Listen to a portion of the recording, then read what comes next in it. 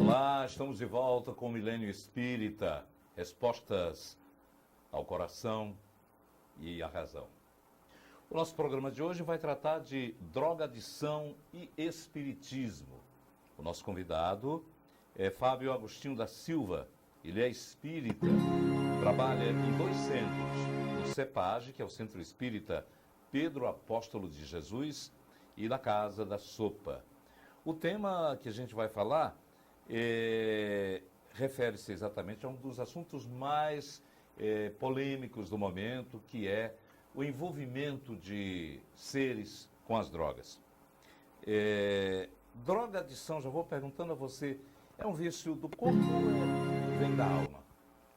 Muito obrigado pela oportunidade de estar aqui para conversar sobre um assunto tão presente na nossa humanidade hoje, que eu diria que não se estende apenas à drogadição, mas a diversos vícios que têm consumido o ser humano. Eu diria, Nonato, que a droga é um vício que antecede ao corpo, ou seja, é um vício que está gravado dentro da mente do ser humano. A mente do homem hoje está, eu diria, com um vírus coletivo. Se tivesse da gente comparar com o computador, a gente estaria com um vício coletivo, um vírus coletivo, e que modifica as vontades. E no texto atual, o autor, porque são textos de internet, mas era um médico que ele disse uma coisa muito interessante, que a medicina somente conseguirá atingir alguma resposta ao fenômeno da drogadição quando ela descobrir o que fazer para aumentar a dopamina no cérebro humano. E ele dizia isso porque a drogadição ela atinge a essência do ser, que é o espírito, e não apenas simplesmente ao corpo. O corpo é consequência de um adoecimento que já existe dentro da mente do ser humano. Eu diria mais que esse adoecimento coletivo se espalha como um rastilho de cola, porque hoje a humanidade, eu vou utilizar um termo que foi utilizado pelo Augusto Cury. Ele fala que a humanidade está adoecendo da síndrome do pensamento acelerado. Então, são tantas e tantas informações que hoje o ser não se satisfaz apenas com o que é simples, né? Uma coisa simplória. Ele fica sempre precisando de mais. Similar ao que acontece com a drogadição. Você não se satisfaz com a sua existência e fica precisando de mais. Então, a resposta é bem óbvia. O adoecimento é do espírito, é da mente. A gente vive hoje o que a gente já fez no passado. Isso aí a gente repete tanto nos ensinamentos e nos estudos, mas nós mesmos caímos nos vícios que não necessariamente sejam da droga, mas existem várias outras drogas que a gente alimenta. Nós criamos dependência. Nós criamos dependência, a alimentação, a sexualidade, a droga da insociabilidade. Hoje a gente vive um contrassenso de se relacionar com o mundo inteiro, mas não consegue falar com a pessoa que está ao nosso lado, né? Não consegue fazer movimentar a energia de uma pessoa para outra. Por quê? Porque você simplesmente se detém num celular, num computador, né? Criando verdadeiras nuvens de insatisfação. Então, a drogadição, ela tem como ponto inicial essa nuvem de insatisfação dentro de nós. E à medida que a gente não percebe isso, ela se alastra cada vez mais. A gente, antigamente, me recordo quando criança, meu avô me dizia: menino, toma cuidado com a maconha. Quem disse que hoje maconha já estão falando em liberação, em legislação que lhe autorize o uso, o consumo? Quer dizer, hoje já existem drogas que dominam o ser humano de A a Z, né? que o deixam numa incapacidade de raciocínio, numa incapacidade de sentimentos, numa incapacidade de relacionamentos, né? E isso pode atingir do rico ao pobre, ou seja, por estar incrustado na mente, não existe parâmetros, não existe limites, todos podem sofrer a mesma doença. Nós estamos conversando aqui com o nosso convidado de hoje sobre drogadição. Ele é advogado também, Fábio Agostinho da Silva Nascimento, e eu teria uma pergunta a fazer muito interessante. Quem faz uso da droga tem mais facilidade, por exemplo, de ter intercâmbio com a outra dimensão, uma dimensão, claro, que é bem baixo astral? Nonato, a resposta é sim, Nonato. De forma incontrolada. A gente trabalha na noite em Fortaleza, distribuindo sopa, pão e água. Né? Na realidade, levando aos moradores de rua um pouco de conforto e um pouco de carinho. Então, nos relacionamos com pessoas que passam uma semana consumindo crack, sem alimentar-se, apenas às vezes tomando água da coxia ou de qualquer lugar. E você vê que a mediunidade aflorada, na cara, você vê ele se comunicar com espíritos demoníacos, né, que colocam fogo nas suas pernas, que colocam faca atravessado na sua mão, sentindo dores lancinantes na mão, reclamando. Você vê que a mediunidade, ela se aflora por um motivo só, Donato, porque nós somos energia, né? Nosso corpo físico já é apenas uma ilusão da ciência. Nós somos todos um complexo de energia. André Luiz, no livro Nos Domínios da Mediunidade, ao observar um grupo mediúnico, ele dizia assim: veja só, parece um complexo eletrônico. Né? O corpo era um complexo eletrônico. E o contato espiritual nada mais é do que a possibilidade de você sintonizar essas linhas de energia. Né? Nós que temos um certo grau de mediunidade, a gente demora bastante tempo para descobrir onde ficam esses canais, como é que eles funcionam. Já uma pessoa que tem acesso direto à droga, que está consumindo constantemente, ela tem um acesso aos seus porões, né? Como você disse, a regiões em que a sintonia da droga lhe leva. Né? São regiões que existem próximo a nós, né? Que as pessoas em geral falam que seriam os infernos, que são os infernos construídos pela nossa mente. Né? São os infernos construídos pela a nossa vontade. E eles têm acesso a essa mediunidade, sim. Eles se tornam alvos fáceis, né? Porque o grande objetivo de espíritos que se encontram desencarnados, ao perceber esses canais abertos, é utilizar-se da energia dele, né? É a utilização daquela energia que alimenta a pessoa que equivocadamente suga, né? Como um vampiro, vai lá e suga. Então, para poder tormentá-lo e manter aquela pessoa escrava, ele cria e abre um canal com essa pessoa.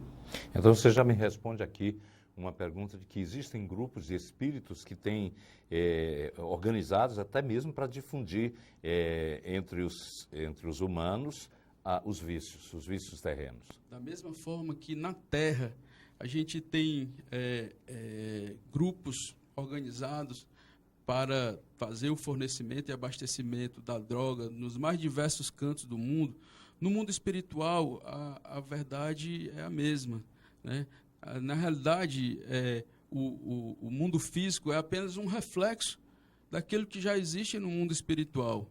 Então, se temos uma organização criminosa para fomentar o uso e e fazer com que as pessoas se tornem cada vez mais dependentes, no mundo espiritual isso se duplica, se triplica, porque as ideias, Nonato, vêm do mundo espiritual, né?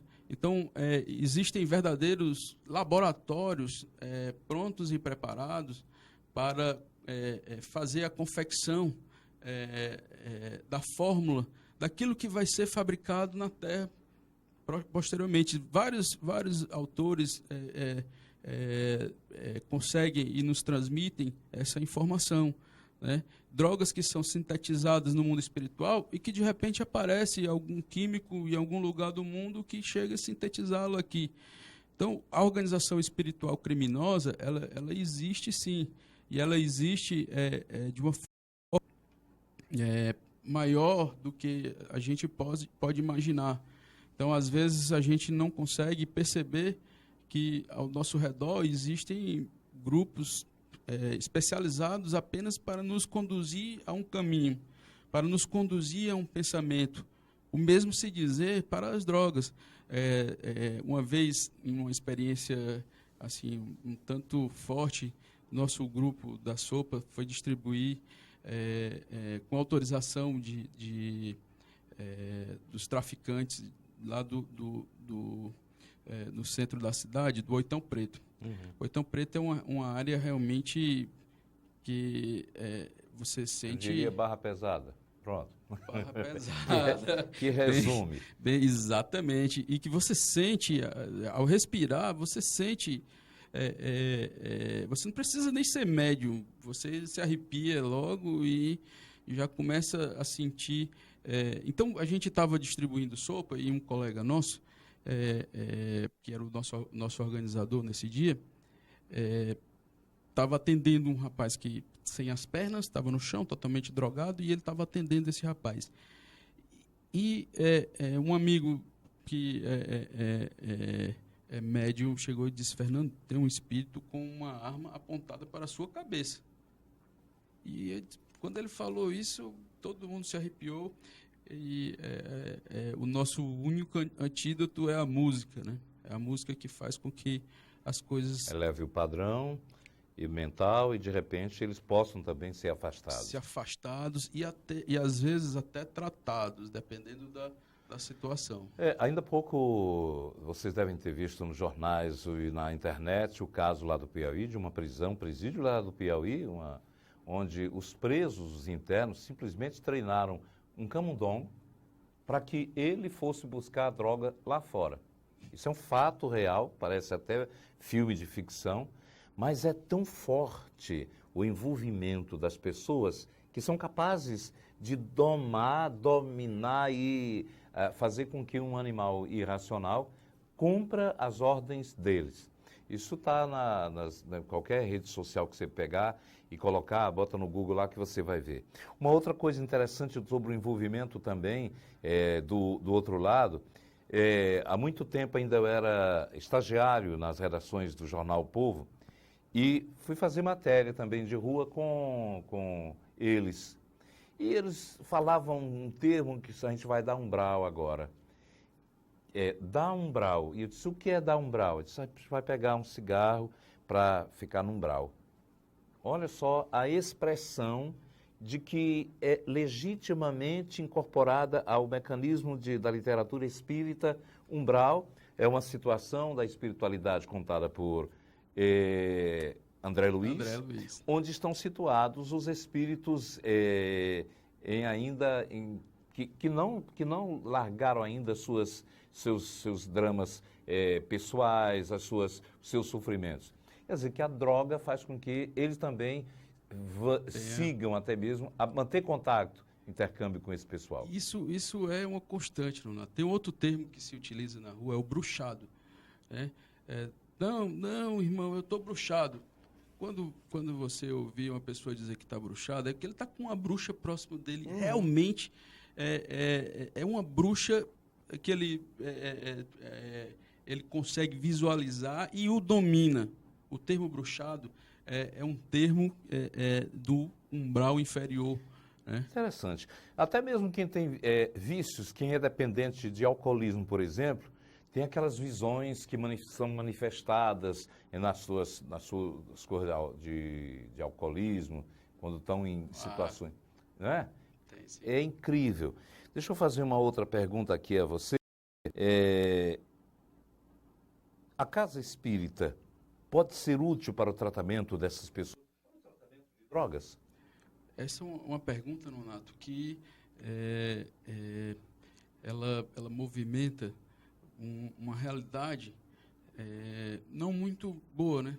Qual seria essa realidade não muito boa? É a frequência de templos religiosos para satisfazer e saciar coisas externas, né? Situações externas, para tentar amenizar dores. A casa espírita, ela é equipada, na sua grande maioria das vezes, de hospitais espirituais, né? É eventual a casa espírita que não tenha um hospital vinculado a ela, né?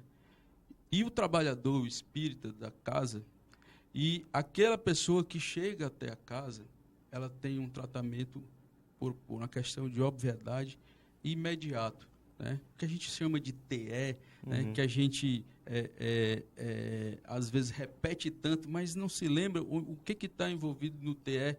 Precisa também do trabalhador espiritual, precisa do trabalhador espírita, né? Precisa de conscientização, precisa de colocação de força e energia constante para que aquele hospital mantenha-se com seus muros sem ser atacado. Então, a casa espírita ela tem diversas maneiras de auxiliar as doenças típicas da mente, né? Aliás, é isso que a gente faz com a maior frequência, atender pessoas que ficaram presos a teias da sua própria mente, né? Como a drogadição, né? Os outros vícios, a gente tem na casa espírita a possibilidade do próprio tratamento de quem trabalha e do tratamento de quem chega até ela, né? Como com certeza devem existir outros templos religiosos que o tenham, né? Tem um avô que desencarnou já há mais de 20 anos, que trabalha na ordem terceira, no mundo espiritual, vinculado ao centro da cidade, à igreja Católica. A igreja católica. Então, ele trabalha já há muito tempo nessa casa, né? Então, existem vários locais no mundo espiritual que geram auxílio. Toda vez que a gente sai à noite nas nossas caravanas, vai conosco uma falange espírita do bem, para atender aqueles espíritos que se arrependem, né? E eu vou te dizer, Nonato, é maravilhoso a gente ter notícias posteriores de seres que fustigavam, que empurravam determinado morador desse plano físico e que se diz arrependido, né? E que se diz que reconhecer que Jesus estava correto, né? E que se diz perceber que a justiça também estava correta, porque o mestre falou que não passará um fio de cabelo, e é a mais pura verdade. Só que a gente busca se iludir, busca achar que as vantagens da vida física são melhores e que a gente vai poder dar um jeitinho de passar mais na frente. Nós estamos conversando aqui com o Fábio Agostinho a respeito de drogas e a relação que o Espiritismo pode trazer de benefício para esses seres. Ele falava da ordem terceira, eu me lembro aqui, eu posso até citar, a gente convive com todas as denominações religiosas numa ecumênica forma de convivência. E tem um trabalho do pastor Armando Bispo, da Igreja Batista, que é assim maravilhoso. Deve ter outros trabalhos também sendo identificados, clínicas de recuperação, de terapia, que são organizadas até mesmo por grupos de religiosos. Os evangélicos chegaram primeiro do que o próprio governo no trato dos seres que são afetados pelos vícios. E uma pergunta que eu iria fazer, que talvez seja a sua. Essas pessoas, Deus tem muito mais poder. Por que é que Deus permite que esses espíritos do outro lado, obsediem essas pessoas a ponto de se tornarem ruins para elas mesmas? Eu posso te responder, Nonato, dizendo a minha própria aprendizado dentro do grupo mediúnico. No começo dos nossos ensinamentos, nos diziam e repetiam muito, o médium é o maior beneficiado. E a gente não sabia exatamente por que daquilo. Quando a gente começa a trabalhar, mudando os comportamentos antigos, tentando buscar a Deus, buscar a prática do bem, me recordo até de algumas observações suas que diz assim, que é um dito popular, né? Quanto mais a gente reza, né? Mais a assombração aparece. Porque isso é verdade. Porque quando a gente acende uma luz, quem vai se aproximar é quem precisa da luz. Quem precisa da luz são pessoas necessitadas. A mesma coisa acontece com escolas, com hospitais, com organizações do bem. Quando você acende uma luz, o que vai aparecer ali são pessoas necessitadas. Diga-se, a presença de Jesus na Terra, ele não atraiu juízes, ele não atraiu imperador, ele não atraiu senadores da Roma. Não, ele atraiu foi então, os doentes. Só os doentes. Da alma, realmente. Porque Jesus era a própria oração. E é isso que a gente está buscando ser, a própria oração. Então, essa nossa busca faz uma coisa muito simples. Faz atrair cada vez mais aqueles que querem ver a luz. E quando ele atrai, quando você atrai, eu estava dizendo do meu exemplo, quando você começa a trabalhar, essas pessoas que se aproximam de ti, elas se aproximam para mostrar o teu erro. Elas não se aproximam para mostrar que você é bonzinho, não, para alimentar o teu ego. Elas se aproximam para dizer que tu é inútil. E você se percebe, realmente eu sou. Então, aí é onde vem o tratamento. Quando você abre esse caminho de busca, de ser um servidor, de trabalhar para o bem, você atrai para si a responsabilidade de levar um monte de gente que você já fez mal no passado, né? De um monte de gente que não sabe nem quem você é, mas que quer um auxílio seu. Uhum. E essa responsabilidade faz com que você se vigie, faz com que você se policie, faz com que você se veja. Eu me pegava dando uma conversa no bem, né? no Centro Espírita. E aí eu me lembrei de um outro palestrante, o Agnaldo Paviani, que ele dizia exatamente isso. Um dia ele foi dar uma palestra na cidade onde ele mora, e ele estava no banco, e na fila do banco, ele teve a possibilidade de furar a fila, de ir lá para frente. Um conhecido chamou, e aí ele disse, não vou não, porque de repente tem alguém que vai para a palestra hoje à noite. Vai cobrar. E foi exatamente o que aconteceu. A pessoa que estava na frente dele chegou na palestra, Agnaldo, eu estava na sua palestra. Você fala, mas tem que ser cobrado. E aí essa cobrança é que te faz perceber que precisa caminhar mais, que precisa se observar mais, que precisa ser mais equilibrado, que precisa fugir das facilidades, fugir da porta larga, né? São tantos e tantos conceitos e teorias que, às vezes, a gente se perde e fica voando. É o que acontece com a humanidade hoje, é isso. Tem tanta informação, né? É o que o Augusto Cury, no livro dele, Ensino do Pensamento Acelerado, fala. São tantas informações que, quando você fala uma informação simples, essa perde o valor. Uhum. Qual é a informação simples?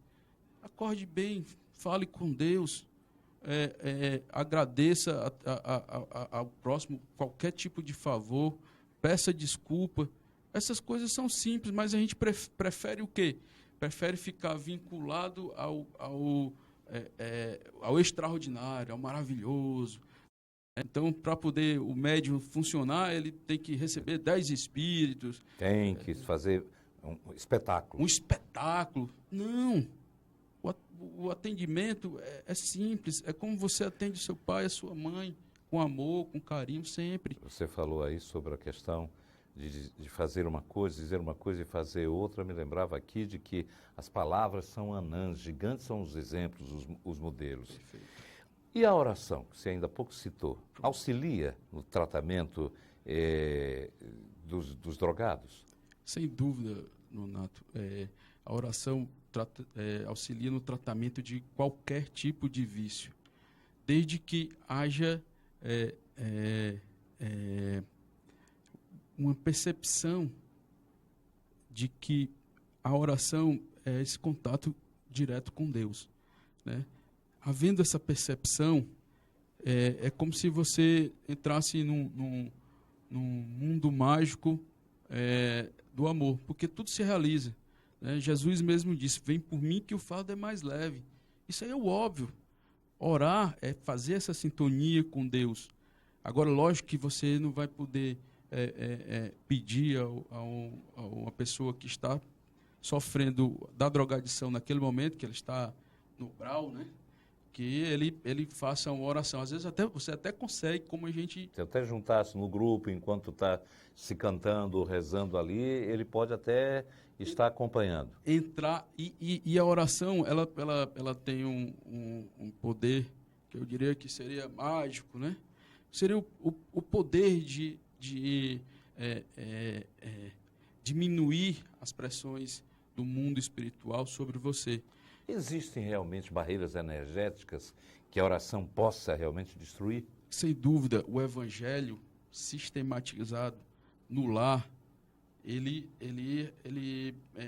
é um construtor de barreiras energéticas.